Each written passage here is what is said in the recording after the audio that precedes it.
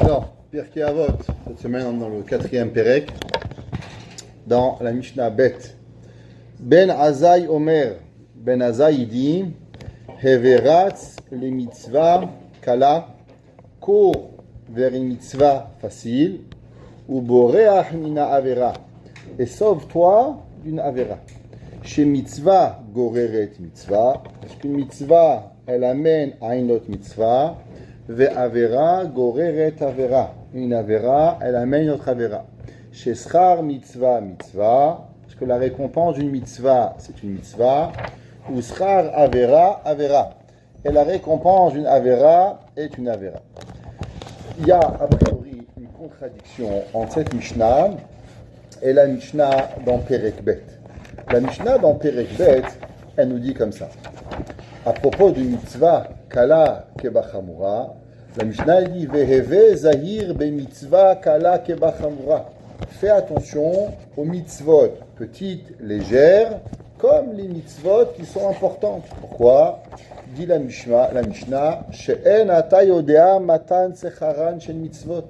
À cause que tu ne connais pas la récompense des mitzvot, Veheve mechashev efsed mitzvah, et fais le calcul de la mitzvah keneged sechara. En un mot, Rabbi, dans la deuxième Perek, il dit, on ne connaît pas qu'est-ce que ça veut dire une mitzvah petite, kala, et on ne connaît pas une mitzvah hamura. Pourquoi?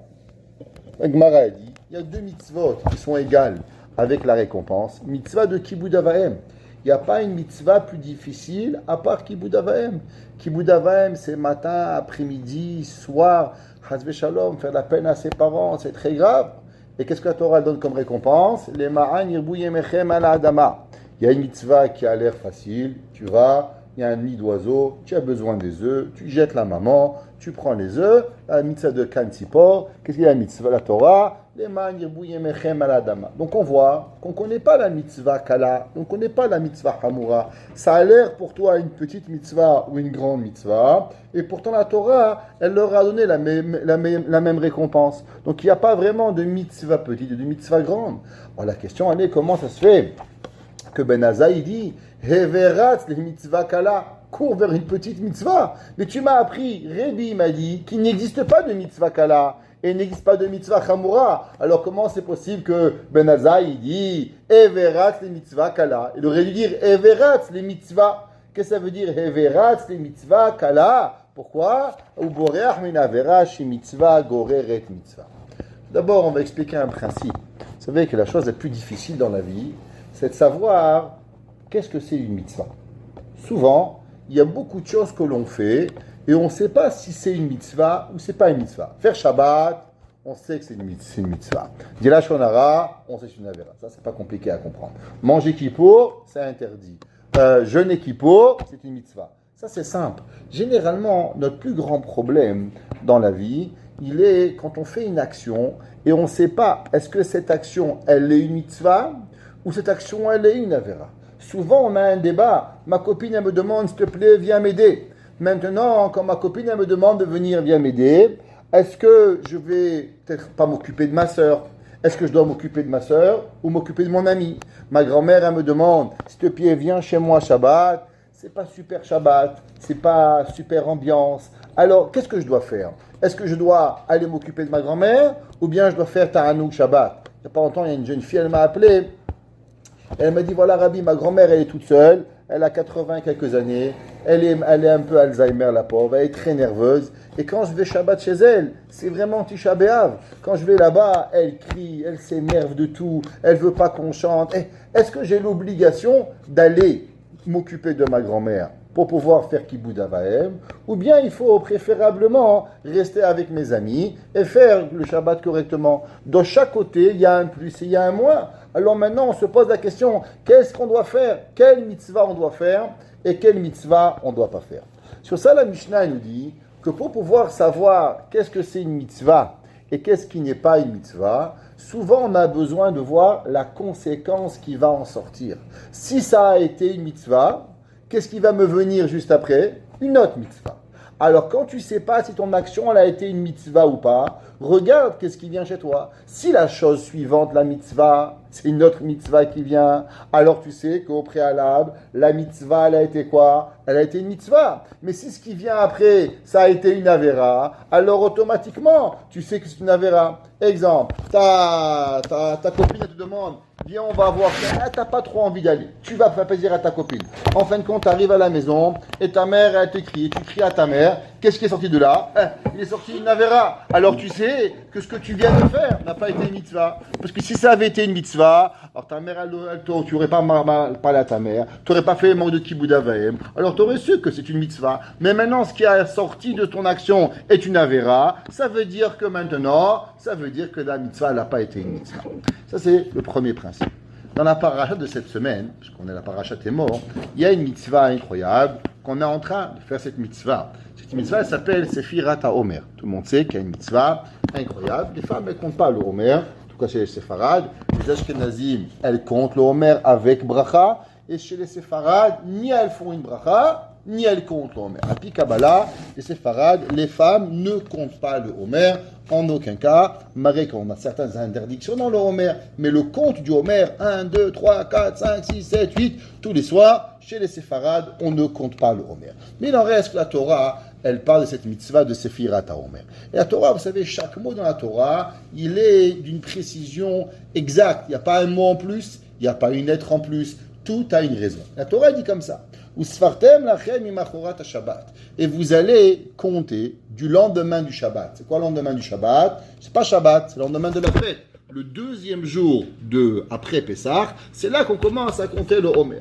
Miyom haviachem et Homer atenufa. Généralement, le matin, le soir de Sefirat HaOmer, on a porté le korban à Homer. Et après qu'on a porté un korban, c'est quoi Homer? Homer est une mesure d'orge qu'on a portée.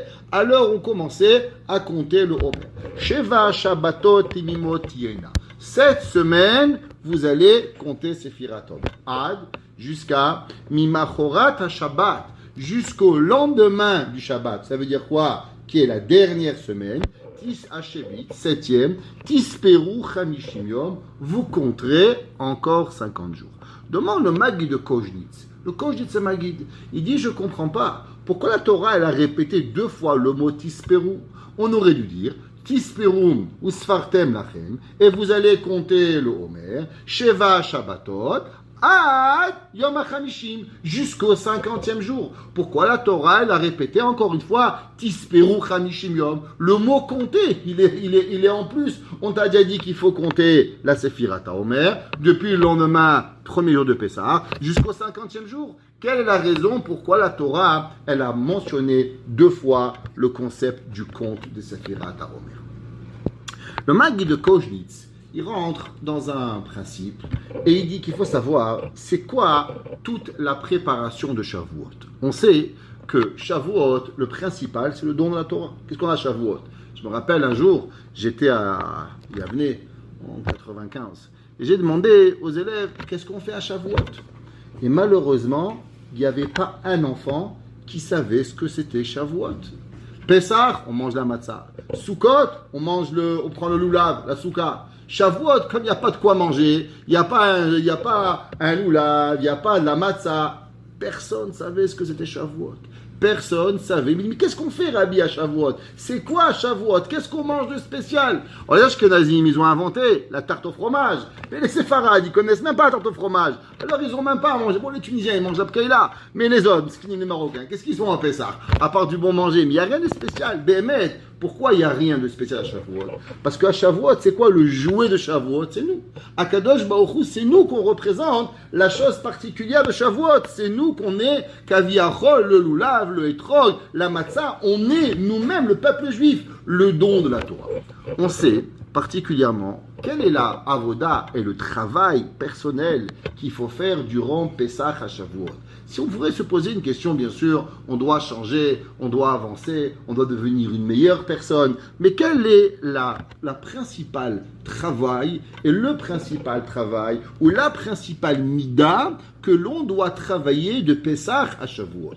Nous dit le Maguid de Koznitz qu'en vérité, le symbole de Shavuot, c'est la marshava. la pensée. Et il dit, pourquoi on a à travailler la pensée? Combien de jours on doit travailler de Pesach à Shavuot? 49 jours. Pendant 49 jours, on compte le Omer 1, 2, 3 jusqu'au 49. C'est marqué dans le Passouk. Il ramène le Sefer HaRoker. Le Roker, c'était un Rishon. Et il dit le Sefer HaRoker la chose suivante. C'est marqué dans le Tfasé dans Teilim. Im tevakshena kakasef, vechamtemonim techapsena, az tavin yirat Hashem. Dit David Amelech, comment on cherche la Torah? La Torah, ça se cherche comment? Tu viens au cours, monsieur Rabbin, un petit dvar. Souvent, j'arrive dans des synagogues, ils font, monsieur Rabbin, un petit dvar. Je leur dis, un petit chèque. Je dis quoi? Tu veux un dvar Torah, ça sort de la poche. C'est pas un petit dvar, c'est pas une carte de poker ici. Dvar Torah, c'est quelque chose qu'on s'assoit, on réfléchit, on pense. Alors, c'est quoi un petit dvar? On fait pas une part de poker ici. Qu'est-ce que ça veut dire un petit dvar? La Torah, elle dit, im tevakshena kakasef. Comment on travaille la Torah? Un homme, il cherche du travail. Comment il fait? Alors, il envoie des CV, il tape de porte en porte, il appelle toutes les compagnies qui cherchent. Alors, il cherche à avoir un travail. Avoir un travail, c'est quelque chose qui demande. Un homme qui va chercher à travailler, il a besoin de faire énormément d'efforts. David Amelech, il dit, im tevakshena kakasef. Si tu veux avoir la Torah, il faut que tu me cherches la compréhension de la Torah comme une personne qui cherche de l'argent. Vechamtemonim techapsena. C'est quoi Khamtemonim? Ce sont les perles. Vous savez que les perles, comment on cherche les perles? Les perles, on doit chercher, on doit rentrer dans l'eau et on doit plonger. Une fois, j'ai vu une émission quand j'étais jeune, il y a des plongeurs qui peuvent plonger jusqu'à 4, 5, 8, 9 minutes pour aller chercher une perle. Une perle, à voir, il rentre sous l'eau, il s'empêche de respirer combien de temps? Pendant 9 minutes pour trouver une perle. Aujourd'hui, il y a les perles de culture, alors c'est rien, mais alors, les vraies perles sauvages, ça coûte une fortune. Il dit le Sefer HaRoker, c'est quoi Chametominim? Il dit c'est même tête monim, que pendant 49 jours, alors on doit chercher. Même tête monim, kam monim, c'est les mêmes lettres qu'une perle. C'est quoi une perle? Quelle différence il y a entre une perle et il y a entre l'or et l'argent? Dans l'or, à la banque, vous trouvez de l'or. Vous allez chez un bijoutier, vous trouvez de l'or. Vous allez dans une grotte, vous trouvez de l'or. La perle, elle est totalement cachée au plus profond. Il faut trouver une huître. Et dans cette huître, qu'est-ce qu'il y a? Il faut trouver la bonne huître et trouver la bonne perle. Ça veut dire que la perle, elle est quelque chose de totalement caché. Qu'est-ce qui est caché chez la personne? Qu'est-ce que l'homme a le plus de caché? C'est sa pensée. Ici, on est un groupe de personnes. Alors, un il sourit, l'autre il sourit moins, l'autre il est heureux, l'autre il est là. Mais en vérité, tout ce que je vois et tout ce que vous voyez, c'est du bluff. C'est rien. Parce que personne ne peut savoir qu'est-ce qu'il y a dans ma tête ici. Comme moi, je ne peux pas savoir qu'est-ce qui est dans votre tête. Qu'est-ce que c'est la personne? La vérité de la personne, c'est ce qu'il y a au plus profond de sa tête, c'est sa pensée. Un homme sans pensée, il est rien. La Torah, elle dit qu'on sait qu'il y a 3 personnes qui ne sont pas habilitées et ne sont pas responsables de leurs actions. Cheresh, un sourd-muet, Choté, un fou, et Katan, un enfant. Ce sont les 3 qui ne sont pas responsables. Pourquoi? Parce qu'ils n'ont pas de date, parce qu'ils n'ont pas de pensée. Du fait qu'ils n'ont pas de pensée, alors automatiquement, ils ne peuvent pas être responsables de leurs actions. La Gemara dit, qu'est-ce qui se passe si un enfant il joue au tennis et il casse la fenêtre du voisin avec sa balle? Eh bien, tu ne peux pas lui réclamer l'argent. Un enfant, il ne peut pas réfléchir. Il y a une balle, il y a une raquette, il y a une fenêtre. Il y a beaucoup trop de choses pour réfléchir pour un enfant. Un enfant, il veut, je veux jouer, je joue. Les conséquences, je ne sais pas, c'est pas important. Un enfant, il ne comprend pas les conséquences qui arrivent. Donc, qu'est-ce qui rend une personne? C'est la marchava. C'est la pensée pour que l'homme, elle devient quelque chose. Dit le Magui de Koznitz, il dit, vous savez, qu'est-ce que l'on doit faire durant la Séphirat HaOmer? La purification de sa pensée. Savoir qu'on est en connexion avec Kadosh Baruch Hu.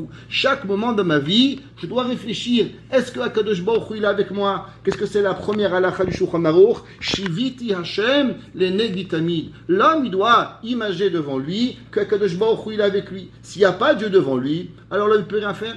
La Gemara, elle demande, elle dit qu'il y avait un jour un rabbin, elle est en train de mourir. On est ses élèves, Rabbi, avant que tu meurs, donne-nous un petit secret, comment avoir la crainte de Dieu. Il leur a dit, imaginez-vous que Dieu, il est votre ami qui vous regarde. Il dit, c'est tout? Il dit, Alvaï, j'espère que vous allez avoir peur de Dieu, de la même chose que vous allez avoir peur de vos amis. La pensée, se connecter avec Dieu, c'est la chose la plus importante. Souvent, qu'est-ce qui se passe? Que la personne, elle a passé un jour du Homer, 2 jours du Homer, 3 jours du Homer. Allez, c'est Pessah, on mange, on est le ménage. Allez, on commence. Allez, la rentrée d'école. Allez, et on avance, et on avance, et on avance. Il y a un beau jour, on se réveille. Oh, 45e jour du Homer. Et j'ai même pas commencé à penser à Kadosh Baruch Hu, au don de la Torah. Il dit le Magui de Koji, tu sais pourquoi la Torah a dit 2 fois Tisperu? Parce que ne te laisse pas abattre. Parce que si même le dernier jour, tu arrives à penser à Kadosh Baruch Hu, alors à Kadosh Baruch Hu, si tu arrives à purifier ta tête le dernier jour et à avoir la volonté de vouloir servir à Kadosh Baruch Hu, alors à Kadosh Baruch Hu, il va arriver à venir et à te purifier ta tête. Le fils du Magui de Kojditz, Rabbi Moshe, il s'appelait. Et lui, il a dit, c'est bien, mais ça c'est seulement quand un homme, il n'est pas arrivé. Mais en vérité, une personne, qu'est-ce qu'elle doit faire? Une personne, elle doit travailler. Et en vérité, elle devrait commencer au moment de Sephirat HaOmer. La personne qui commence Sephirat HaOmer, elle devrait arriver à être avec Kadosh Baruch Hu. Donc en vérité, une personne, dès qu'elle commence Sephirat HaOmer, elle pense à Hachem. Et même si la suite, elle va se perdre, mais au moins, tout ce qu'elle va faire, il va être à la suite de sa première pensée. Exemple, il y a une halakha. Vous savez que chaque fois qu'on écrit un Sefer Torah, c'est pas seulement d'écrire le Sefer Torah. Il faut penser. Chaque jour, le sofer, il doit dire Hare ani kotev leshem kedushat Sefer Torah. Il doit dire avec sa bouche qu'il écrit la Torah à la pensée du Sefer Torah. Si le sofer, il a écrit sans avoir dit qu'il écrit pour la sainteté du Sefer Torah, le Sefer Torah, il n'est pas soul. Si un homme, il a écrit une mezouza, il s'est mis à écrire une mezouza, il n'a pas dit Hare ani kotev leshem kedushat mezouza, la mezouza, elle n'est pas soul. Elle peut être la plus belle mezouza avec le plus beau parchemin, le plus bel encre, mais il lui manque l'âme. Il lui manque l'âme de la marshava. Pourquoi on doit acheter une mezouza, un Sefer Torah, chez un homme qui a Yirat Shamayim? Parce que vous n'allez jamais trouver. Vous pouvez lire la mezouza, elle n'a aucune faute. Mais pourtant, la mezouza, elle est complètement pas cachère. Même quand on écrit le nom d'Akadosh Baruch Hu, d'après la halakha, il faut rajouter une autre kavarana. Hare ani kotev leshem kedushat shem Hashem. J'écris maintenant pour la sainteté d'Akadosh Baruch Hu. Mais quelle différence? Le nom de Dieu, il est écrit. Mais un, c'est le nom de Dieu, et un, c'est pas le nom de Dieu. Parce que pour que le nom de Dieu, il a une kedusha, qu'est-ce qu'il lui faut? Il faut qu'il ait une pensée. Et s'il n'a pas cette pensée, alors on a enlevé la sainteté de la pensée. Il dit le Rabbi Moshe, le Rabbi Moshe, fils du Magui de Kojditz, il dit c'est vrai que tu peux arriver à la fin et servir à Kadosh Baruch Hu, mais attention, est-ce que tu sais c'est quoi véritablement ce qu'Akadosh Baruch Hu il veut de toi? Akadosh Baruch Hu il veut de toi ta pensée. Pour ça, un rêve s'appelle le Imre Yosef. Il est venu et il a amené 2 preuves sur ce concept. Ça, ce concept de dire qu'en vérité, la pensée, elle doit être l'étape primaire de chaque action que nous faisons. Alors, il y a un pasouk dans Parashat Yitro, dans Perek Yutet. Le pasouk, il dit comme ça. Il dit Ve'ata, et maintenant. Im shamoa tishmeu. Si écoutez, vous allez écouter Bekoli à ma voix. Ushmartem et beriti, et vous garderez mon alliance, veitem li segula, et vous serez pour moi un peuple comme une ségoula. C'est quoi une ségoula? C'est comme une amulette, quelque chose qu'un homme il utilise à chaque fois qu'il a besoin. Mikol ha'amim, vous serez le peuple, le privilégié d'Akadosh Baruch Hu, qui lit kol ha'aretz, car toute la terre, elle m'appartient. Il vient Rashi, il dit qu'est-ce que c'est ce pasouk? Et il dit ve'ata, maintenant, im shamoa, quoi maintenant? Il dit Rashi, imata tikeblu alechem. Si maintenant vous acceptez sur vous le joug de Kadosh Baruch Hu, ye'arev lachem mekan ve'elach. Alors moi Kadosh Baruch Hu, je vais être avec vous. Pourquoi? Chez kol hatralot kashot. Parce qu'en vérité, il dit Rashi, tous les débuts sont difficiles dans la vie. C'est quoi la chose la plus difficile? C'est de commencer. Un homme me dit, faites Shabbat. Non, monsieur le rabbin, je ne sais pas Shabbat. Pourquoi vous ne commencez pas? Rabbin, je ne sais pas comment faire. Donc tu fais un Shabbat. C'est bien facile. Pessah, il arrive. C'est quoi le plus difficile? De commencer le ménage. Quand tu as rentré le ménage, après c'est bon, tu es rentré, tu as avancé. Un homme, la voiture, elle est sale. Par où tu commences, tu sais pas. Ton placard, il a un mess. Tu sais pas par où commencer. Tu commences un tiroir, après un deuxième, après un troisième. Ouais, tu arrives. Les mamans, elles ont une capacité. La maison, elle est en dessous. Et maman, aide-moi. Je sais pas par où commencer. La maman, elle arrive, elle est. Viens, on commence la cuisine. On commence à la manger. Dès qu'on a commencé, la chose devient facile. Akadosh Baruch Hu, il dit, commencez parce que c'est facile. Demande le Imre Yosef au nom du Rabbi de Bez, Rabbi Yoshua de Bez. Il dit, je comprends pas, si les débuts sont difficiles, alors qu'est-ce que Kadosh Baruch Hu dit, Ve'ata, et maintenant, accepte la Torah. Mais quelle différence si c'est maintenant ou demain? De toute façon, les difficultés vont arriver. Alors pourquoi Kadosh Baruch Hu dit, Ve'ata, im shamoa tishmeu, si vous écoutez à ma voix, Bekoli ou shmartem et beriti. Il dit le Rabbi Yoshua de Bez, parce qu'on sait qu'il y a un principe. Le Talmud dans Yerushalmi, dans ma Masechet Peah, il dit la chose suivante. On sait que Kadosh Baruch Hu, la pensée, c'est pas rien chez Dieu, la pensée. La pensée, elle a un monde. Le Baal Shem Tov, il dit, on sait qu'il y a les 4 olamot. Vous savez qu'il y a ce qu'on appelle Abia, Olam HaTzilut, Olam HaBeria, Olam HaYetzira, Olam HaAsiya. Aujourd'hui, on vit dans le monde qui s'appelle le Olam HaAsiya. On peut faire des actions, ça s'appelle le Olam HaAsiya. Il dit le Baal Shem Tov, il faut savoir qu'il y a aussi le Olam HaMachshava, qui a un jour aussi un monde de la pensée. Un jour, il y avait un chassid qui s'est réveillé la nuit, et il a rêvé qu'il était en train d'étriper son copain. Alors il a eu peur, il est voir le rabbi, il dit, Rabbi, vous savez, hier soir j'ai rêvé que je tuais mon ami. Moi, je ne suis pas un tueur. Alors le rabbi lui a demandé, qu'est-ce qui s'est passé hier? Il dit, hier, je me suis bagarré avec mon ami, et je lui ai dit que si je pouvais, je l'étriperais comme on étripe un poisson. Il lui a dit, le Baal Shem Tov, mais est-ce que tu sais que dans le Olam HaMachshava, tu as tué ton ami? Ça veut dire que dans le Olam HaAsiya, c'est vrai que tu ne l'as pas fait. Mais dans le Olam HaMachshava, alors c'est déjà arrivé. Le Ramban, Nachmani, il écrit et il dit, pourquoi une personne, elle amène un korban quand elle a fauté sans faire exprès? Une personne, par exemple, elle s'est réveillée Shabbat, elle a oublié que c'est Shabbat, elle allume la lumière. Pourquoi on amène un korban? Mais j'ai oublié que c'est Shabbat, je suis un humain. Pourquoi je dois amener un korban sur la pensée, sur l'action, sans faire exprès? Quand on est petit, maman, j'ai pas fait exprès. Ok, mon fils, c'est pas grave. Ouais, c'est comme ça, j'ai pas fait exprès. Les parents, ils pardonnent. Alors pourquoi Kadosh Baruch Hu, il pardonne pas quand un homme, il transgresse Shabbat sans faire exprès? Il dit le Ramban, vous savez pourquoi vous allumez la lumière sans faire exprès? Parce qu'un jour, vous avez pensé à allumer la lumière exprès. Un jour, dans votre chambre, il fait tout noir. Et vous dites, ah, j'allume la lumière, j'allume pas la lumière. Non, ça va, j'allume pas. Mais peut-être j'allume. J'avais une pensée. Cette pensée-là, vous savez qu'est-ce qu'elle se passe? Elle vous amène un jour à allumer une lumière pour que maintenant, vous puissiez amener un korban pour pardonner votre pensée. Parce qu'en vérité, la pensée, si vous n'aviez jamais pensé d'allumer une lumière Shabbat, alors vous n'aurez jamais allumé la lumière Shabbat. Un homme qui ne pense pas à voler, il ne peut pas voler. Parce que tout commence à travers la pensée. Le Yerushalmi, il écrit et il dit qu'une personne qui a une pensée positive de faire une mitzvah, Akadosh Baruch Hu, il lui calcule comme si qu'il a fait la mitzvah.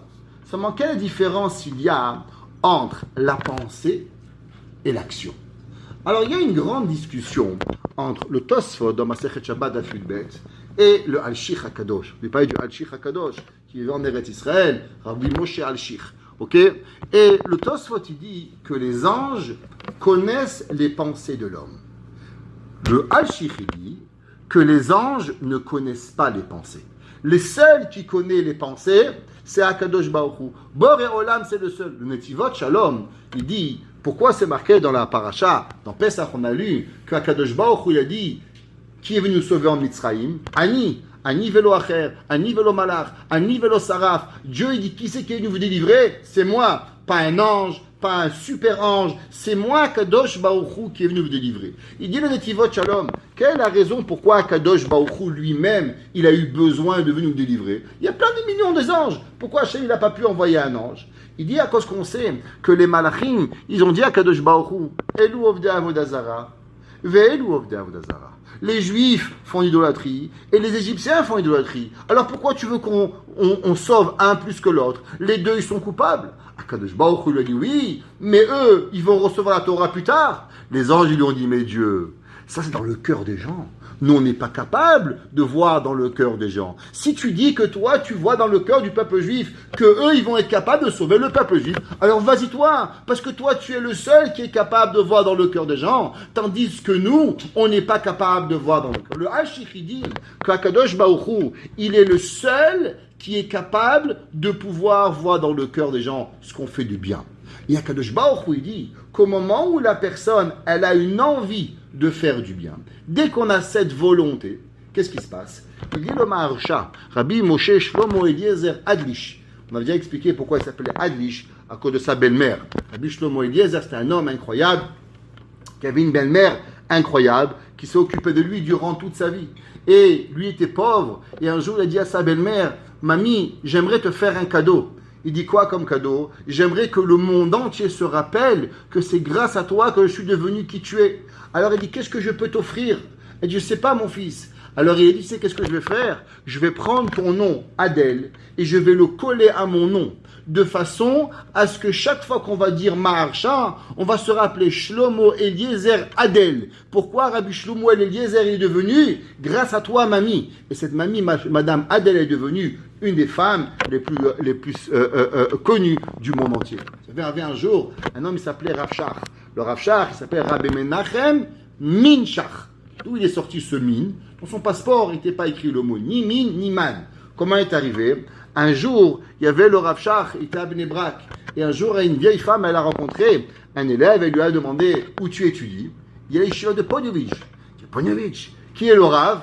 La Yeshiva de Ponovitch, c'est la plus grande Yeshiva au monde. Une des Yeshivas des plus intenses dans la Torah. Et il dit là-bas, c'est Rav, il s'appelle Rabbi Menachem Shach. Elle dit, Menachem Shach? Est-ce qu'il habite dans telle ville en Pologne? Il a dit oui. Et tu sais que quand il était petit, il tombait dans un trou, et c'est moi qui l'ai sauvé. Alors le Bachour, il est reparti à la yeshiva, et il dit, Rabbi, j'ai rencontré une vieille madame. Et elle lui a dit, c'est vrai. Tu sais, ça fait des années que je cherche de retrouver cette madame, de lui dire merci. Elle habitait à Be'er-Sheva. Le Rav Shach de Bnei Brak, il a voyagé à Be'er-Sheva. Il allait voir, il dit, Madame, j'aimerais te remercier. Il dit, qu'est-ce que tu peux me donner? Il dit, j'ai pas un sou, j'ai les poches, elles sont vides. Qu'est-ce que je peux te faire? Il dit, comment vous vous appelez, Madame? Elle dit, je m'appelle Madame Man. Elle dit, tu sais quoi? À partir de maintenant, je vais m'appeler Menachem, Eliezer Menachem Man Shach. Pour que tout le monde y se rappelle que grâce à vous, je suis devenu un humain. Grâce à vous, vous m'avez sauvé la vie. C'est le cadeau. D'où il a eu cette idée? Le Rav Shach, du Rav Shmuel Eliezer Adlish, du Maharsha, à cause qu'il avait pris le nom de sa belle-mère. Le Maharsha, il dit quelque chose d'incroyable. Il dit, vous savez qu'est-ce qui se passe quand vous avez créé un malach? Au moment où vous faites une mitzvah avec votre pensée, alors vous avez créé un malach.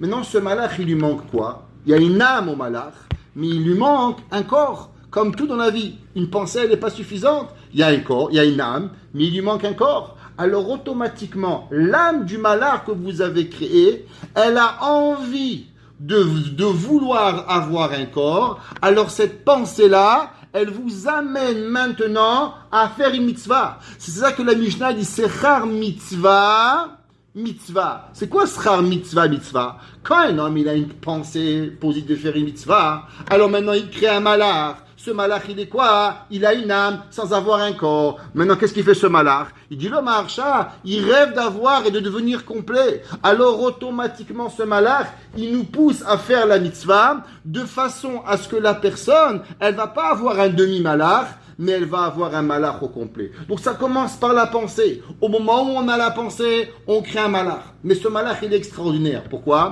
Parce que ce malach, il n'est pas visible pour le Yetzer Hara. Le Yetzer Hara, il ne peut pas être capable de voir seulement une action. Qu'est-ce qu'il dit Rashi? Kol hatralot kashot. Quand une personne, elle commence à faire quelque chose, le Yetzer Hara, regardez, le téléphone, il a passionné toute la journée. Il dit, bon, je vais faire mincha. Maman, les devoirs. Ah, le souper. Ah, si, la mère. Mais qu'est-ce qui se passe? Ça, pendant 4 heures, personne ne m'a dérangé. J'étais sur mon téléphone à faire des WhatsApp. Rien. Je veux prendre un sidour. Tous les problèmes, ils commencent. Pourquoi ça arrive? Ça arrive parce que le Yetzer Hara, il veut pas. Mais en vérité, si on veut, il faut commencer par penser. D'abord, tu penses. Quand tu penses, il ne peut pas d'avoir d'objection, parce que la pensée n'est pas dans la main du malach. Alors après, le malach lui-même, il va t'aider à pouvoir faire cette mitzvah. Donc ça veut dire qu'en vérité, à Kadosh Baruch Hu, il nous a donné un cadeau. C'est quoi le cadeau? Si on veut garder et s'en sortir du Yetzer Hara, on doit d'abord penser. Et après qu'on a pensé, alors on n'est plus seul à pouvoir et à vouloir faire la mitzvah. Le malach lui-même, il va nous aider. Mais qui c'est qui reçoit ce cadeau? Qui reçoit ce cadeau que s'il pense à vouloir faire une mitzvah, il a comme si qu'il a accompli la mitzvah, seulement les béné Israël. C'est pour ça que le pasuk qui dit Vaïtem lisegula mikol ha'amim. Qui c'est qui va avoir ce cadeau? Qui est que la pensée, elle va être déjà créatrice et que la pensée, c'est comme si que tu l'as fait. C'est seulement Am Israël qui lit kol haaretz. Parce que Kadosh Baruch Hu, c'est lui qui décide et c'est lui qui donne pour pouvoir accomplir la mitzvah. Et on amène une deuxième preuve à cela. dans la paracha dans Pinchas, à propos des sacrifices. La paracha dans Pinchas, elle parle, il y a un korban qui s'appelle Korban Tamid. C'est quoi le Korban Tamid? Le Korban Tamid, c'était le korban qui était amené journalièrement. On a amené un agneau le soir et un agneau le matin. Et la Gemara dit que cet agneau-là qui était apporté de la part de tout le peuple juif, il pardonnait tous les péchés de la journée, il est pardonné le soir, et tous les péchés que l'on pouvait faire dans la nuit, alors le korban, il allait nous pardonner. Le pasteur qui dit la chose suivante. Il dit, et hakeves echad taase baboker. Et un petit agneau, tu vas faire le matin. Ve et hakeves hasheni, et un autre, le deuxième agneau, tu feras ben arbaïm l'après-midi. Le pasteur qui continue et il dit, Ve et hakeves hasheni taase ben arbaïm. Et le deuxième agneau, tu feras l'après-midi, ki minchat haboker, comme ce que tu as fait, uchnisko taase isher et achnichoach Hashem. Demande le Rabbi Shouadebel, je ne comprends pas. La Torah t'a déjà expliqué qu'il y avait deux agneaux. Pourquoi Torah, elle répète encore une fois qu'il y a un premier agneau, un deuxième agneau, et un deuxième agneau et un premier agneau? Mais on a déjà expliqué.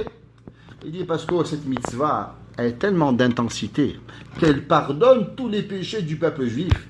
Est-ce que vous vous imaginez combien il y avait de Yetzer Hara pour ne pas accomplir cette mitzvah?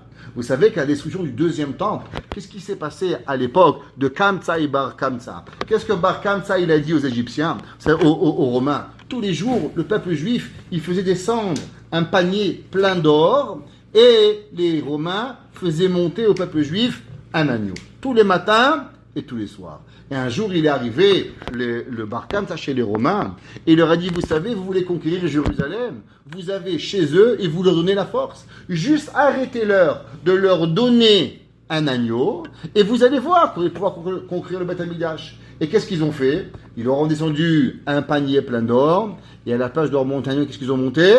Ils ont monté un petit cochon. Et au moment où la corne du cochon, elle a tapé la muraille de Jérusalem, tout Jérusalem a tremblé parce qu'on a compris que la fin du deuxième temple, elle serait déjà arrivée. Le Korban Tamid pardonnait tout.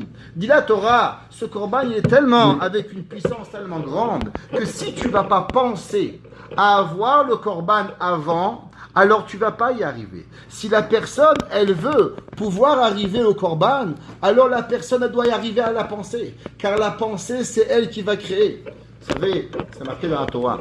Il y a deux créations du monde. On a déjà parlé souvent de ce cours-là. Akadosh Baruch Hu, il y a deux fois dans la Torah, c'est marqué qu'il y a la création du monde. Durant le mois de Nissan ou durant dans le mois de Tishri. Ce qui marque le cas dans la Gemara. Est-ce que Dieu il a créé le monde à Pessah ou Akadosh Baruch Hu, il a créé le monde en Tishri? Et tout le monde il va vous dire, si vous demandez à tout le monde, c'est quand quoi Akadosh Baruch Hu, il a créé le monde? Alors c'est quand?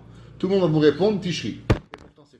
C'est Nissan. La preuve, c'est que Birkat Hachama, la bracha du soleil, on ne la fait pas à le mois de Tishri. Quand est-ce qu'on l'a fait? On l'a fait durant le mois de Nissan. Donc si on l'a fait durant le mois de Nissan, alors pourquoi on ne fait pas Rosh Hashanah, le nouvel an, à Nissan? Pourquoi on le fait à Tishri? C'est pour ça que Tosfot, Rabbeinu Tam, petit-fils de Rashi, 11e siècle, il pose la question.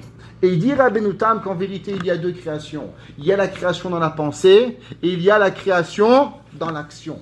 Et il dit en vérité, l'homme toujours, qu'est-ce qu'il regarde? Il regarde l'action. Mais il doit savoir véritablement que l'action, elle n'est en vérité qu'une conséquence de ta pensée. Si tu veux arriver à une action qui est correcte, qu'est-ce que la personne doit avoir? La personne doit avoir Behemet la marshava. La marshava, c'est ça qui amène à la personne de pouvoir compter. Qu'est-ce que c'est la marshava? Vous savez qu'on a déjà parlé souvent que l'homme, pour pouvoir y arriver, il doit avoir de l'humilité. L'homme ne peut pas vivre s'il n'a pas quoi? Il n'a pas de la hanava. La Gemara nous dit qu'en vérité, il y avait 4 personnes qui ont été humbles. Qui ont été les 4 personnes qui ont été humbles?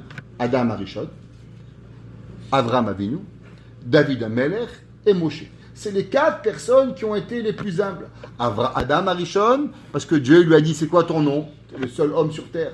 Il aurait pu dire fils de Dieu, patron du monde. Qu'est-ce qu'il a dit? Adama. Je suis de la terre. Adam. David Amelech, qu'est-ce qu'il a dit? Je suis un ver de terre. Abraham, qu'est-ce qu'il a dit? Je suis de la poussière de la terre. Et Moshe Rabbeinu, qu'est-ce qu'il a dit? Et moi, je suis quoi? Quelle est la valeur numérique de Adam? Adam, 45. C'est quoi la même valeur numérique que ma? Va'anachnu ma. Qu'est-ce que nous sommes? Ça veut dire que l'homme, pour pouvoir véritablement arriver à quelque chose de positif, il y a une pensée primaire qu'il doit avoir. C'est quoi? C'est l'humilité. C'est pour ça, c'est quoi la marshava? Marshava, c'est la pensée. En vérité, c'est deux mots composés. Choshev ma. Qui tu es. Quand l'homme, il veut commencer à faire quelque chose, il doit déjà avoir la première pensée, à savoir qu'est-ce que tu es, qui tu es. Généralement, la marshava, la pensée, elle nous amène à quoi? À la chorma, l'intelligence. Et c'est quoi l'intelligence? C'est encore un mot composé, koachma. Dis le Maharal, qu'est-ce que ça veut dire la chorma? La chorma, elle est quand la personne, elle comprend qu'en vérité, il n'y a rien. C'est quoi la force? C'est quoi le quoi de la personne? C'est le ma, c'est qui tu es. Si l'homme il a cette humilité d'avoir le choshev ma, d'avoir qu'est-ce que tu comprends qu'en vérité, il n'y a rien. Et la koach, la chorma, c'est quoi? C'est le koach ma que la personne, elle n'est rien du tout. Alors cette pensée-là, elle peut être pure pour pouvoir véritablement avoir à une mitzvah. En vérité, il n'y a pas de discussion entre Rébi et Ben Azaï. Rébi dit que dans la mitzvah, il n'y a pas de différence entre une mitzvah kala et une mitzvah chamura. Ouais, il dit Rébi, tu ne connais pas les mitzvot kalot et tu ne connais pas les mitzvot chamurot. Seulement Ben Azaï dit, c'est vrai. Qui était Ben Azaï?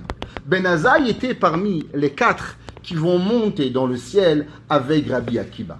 Rabbi Akiba, il va faire ce qu'on appelle une élévation de l'âme. Il va transporter son âme dans les mondes supérieurs. Et ils vont monter 4 personnes. Ben Azaï, Ben Zoma, Rabbi Akiba et Elisha Ben Abouya. Ben Azaï, c'est un parmi eux que son âme, elle va rester collée dans le ciel. Et il va malheureusement, Chachamim vont même prier pour qu'il meure, parce que son âme n'était plus redescendue dans son corps. Elle était restée à 3/4 dans le ciel et une petite partie dans ce bas monde. Ben Azaï était un homme d'une sagesse incroyable. Et Ben Azaï connaissait les mondes supérieurs. Ben Azaï dit, comment la personne, elle peut arriver véritablement à accomplir le mitzvot? Si une personne...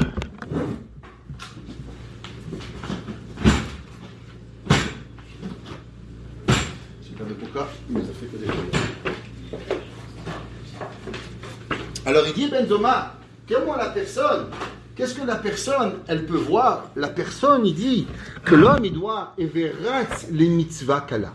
Qu'est-ce que ça veut dire everatz les mitzvah kala? Il dit Ben Zoma, il y a une chose que tu vas jamais avoir de difficulté. Ta pensée. Tu veux faire Shabbat. Commence à penser à faire Shabbat. Tu veux faire Kashrut. Ok, c'est difficile. Commence à penser. Et verras les mitzvah kala. Dans l'action, tu vas trouver une difficulté comment le faire. Mais il y a une chose qui va jamais être difficile. C'est quoi? C'est ta pensée. Alors il dit verras les mitzvah kala. La pensée, t'as pas d'excuse pour pas le faire. Tu vas me dire, mais Rabbi, à quoi ça sert d'avoir une pensée si jamais je vais pouvoir le faire? Il dit pas du tout.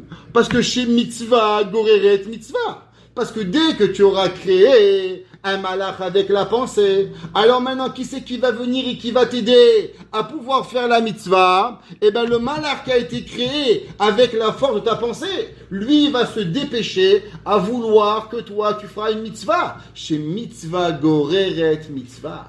Parce que la malheur de la pensée va t'apporter à vouloir accomplir la prochaine étape de la mitzvah, de pouvoir y arriver. C'est pour ça que le Rabbi Khan Wasserman, il écrit, il dit, c'est marqué dans la Gemara. La Gemara, elle dit que Akadosh Baruch Hu metzaref marshava lemase. Akadosh Baruch Hu, il associe la marshava, la pensée, avec l'action. Généralement, on traduit et on dit que si un homme il a une bonne pensée, alors Akadosh Baruch Hu, il imagine que la pensée elle a une action. Il dit, Rabbi Khan Wasserman, c'est pas vrai. S'il aurait été ça, ça aurait dû être marqué dans la Torah que Marshava, Akadosh Baruch Hu, Oseota mitzvah. Qu'est-ce que ça veut dire? Mitzaref, Akadosh Baruch Hu, Marshava les maaseh. Il dit, Rabbi Khan Wasserman, dans la vie, on a deux choses. On a des pensées et on a des actions. Par exemple, vous arrivez, il y a une vieille femme qui voulait lui ouvrir la porte. Vous allez pour lui ouvrir, quelqu'un d'autre lui a ouvert. Qu'est-ce que vous venez de faire? Une marshava. Mais cette marchava-là, il lui manque un corps. Alors Akadosh Baruch Hu, il attend. La fois d'après, tu ouvres la porte pour aller à IGA, et derrière toi, il y a une femme, la pauvre, elle avait 8 paquets. Et là, tu as aidé une vieille femme. Mais est-ce que tu as pensé à vouloir aider la vieille femme? Non. Alors Akadosh Baruch Hu, il prend ta pensée d'il y a 6 mois, et il prend ton action d'aujourd'hui, et ensemble, Akadosh Baruch Hu, il te fabrique une mitzvah. Metzaref, Akadosh Baruch Hu, marshava le maaseh. Akadosh Baruch Hu, il fait une association en ta pensée d'il y a 6 mois, et ton action d'aujourd'hui pour pouvoir y arriver. Parce qu'une mitzvah, elle doit être à 100% dans la pensée et dans l'action. C'est pour ça que, quand on arrive à Shavuot, quand on arrive au don de la Torah, ce qu'on a à faire véritablement, tout le travail, durant les 49 jours de Homer, il y a un travail qu'on n'a pas d'excuse de ne pas faire, qui est de se dire, vous savez, quand on convertit quelqu'un, la première chose qu'on lui demande, est-ce que vous allez faire les mitzvot? Est-ce que vous apprenez sur vous les 113 mitzvot? Il dit, mais monsieur le rabbin, je ne les connais pas tous, c'est pas possible. On lui demande, ok, vous ne les connaissez pas tous, mais demain, si demain vous allez les apprendre, est-ce qu'aujourd'hui vous les prenez? Il dit bien sûr. Aujourd'hui, j'accepte de moi même les mitzvot que je ne connais pas. Alors même si elle ne connaît pas toutes les 1550 dérivés de Shabbat, du fait qu'aujourd'hui elle accepte la pensée d'accepter les mitzvot, alors ça s'applique. Durant ces périodes de Shavuot, de Pesach à Shavuot, il y a une seule chose qui doit être dans notre tête. On doit penser chaque seconde, chaque jour, à combien Kadosh Baruch Hu on l'aime, à combien Boré Olam, créateur du ciel et de la terre, nous sommes avec lui et que nous voulons accepter chaque mitzvah comme cette perle qui est loin dans la terre, cette perle qui est loin dans l'eau. Vechamtemonim techapsena, même tête yom, pendant ces 49 jours, notre tête, elle doit être arrêtée à vouloir être avec Kadosh Baruch Hu, à vouloir accepter. Et si on accepte ces mitzvot, alors c'est sûr que Kadosh Baruch Hu nous amèneront l'occasion de pouvoir accomplir les mitzvot. Baruch Hanai Leolam. Amen ve Amen.